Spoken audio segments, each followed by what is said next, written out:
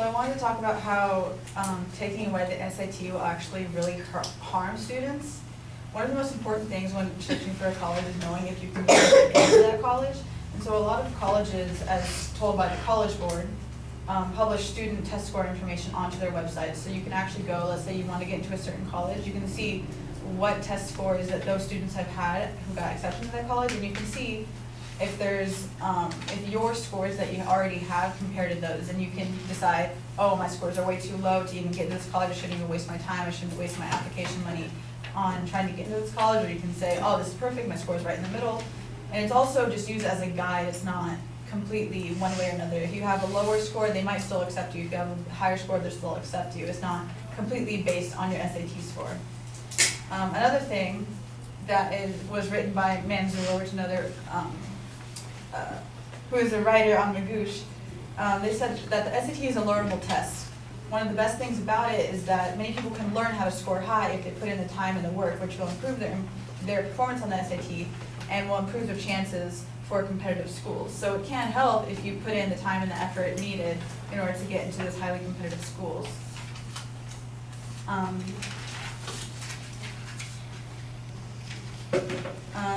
in a way that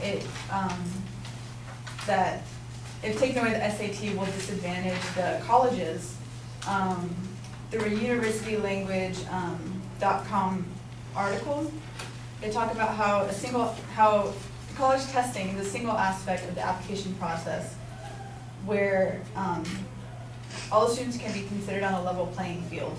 This is a really easy way for colleges to tell from all the students around the country who are the top students, who can be the brighter people that they want to accept into their college. And it's also helpful because it's easier to get an A at some schools and some classes with some teachers than other schools. So without the comparison of without the easy comparison of the SAT, it'd be a lot harder for colleges to go through thousands and thousands of applications to decide who will be attending their college. And according to the Columbia University School and Child Care Search Service, being able to accurately compare data is invaluable and is a major reason that the Common Core state standards have been adopted. The whole reason Common Core was instated was to help for SATs, to make sure everyone is learning the same curriculum, so that everyone can also be helped when taking the SAT. And Catherine Burek, the Vice President of the College Board SAT program, said that the SAT tests students' ability to apply what they have learned in high school and problem solve based on that knowledge. So it's not necessarily meant to represent a full academic capacity of the student. It's meant to help understand what they have learned in college and how they can apply that. And they also she also stated that the College Board conducts regular curriculum surveys to ensure that the content tested in the SAT reflects the content being taught in the nation's high school classrooms. So the information in the SAT is meant to be what you are supposed to be learning. She also stated that it gives students the opportunity to demonstrate their college preparedness, and that the national standardized benchmark neutralizes the risk of grade inflation, which again, can be easier to get an A in one school than it could be in another. So this taking away the SAT takes away the ability to accurately compare students from around the world. And with Manzur again talking about the GRE, the GMAT, the LSAT, and the MCAT, the different types of tests that professionals take, that those tests will probably never change. Those will probably be instated for a very long time. And that preparing and doing well on the SAT can give you the confidence and understanding of best test prep practices and be able to do well on other standardized tests on the road.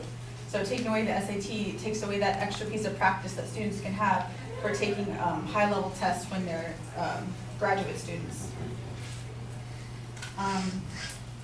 And something that I don't think my opposition had considered is that colleges might not even want to do away with SATs. One of the biggest reasons is that from Whitman College, Mr. Christopherson, who is in the Office of Institutional Research, he said that some high-ability students from far away interpret the optional nature of test-optional schools as a sign that that school is not as strong as it really is. So it could be that these schools who want to admit the brightest of the country, if they become test optional, then that can convey to other students that they're not really as strong as they really are, and that they might not be getting as much as their money, as much as they're trying to pay for. And taking away the SAT will take away the ability to very accurately predict college level graduate student performance and grade point average, coming from an article from the Baltimore Sun. The opposition said that GPAs are just as good as SAT scores, but the fact is that GPAs are usually used with SAT scores. One or the other isn't as accurate, but when they're both together, it's super, super accurate. Back again to Whitman College, Christofferson said that students that do well on the SAT are less likely to withdraw from his school, so the test is very useful in the admission process to filter in and out students that might drop out of college, because they don't want students that are going to drop out. They want students that are going to stay in school for all 4 years. He also said that they're important for merit scholarships, as my partner said, but even that, the higher SAT scores will reward you more money for merit scholarships.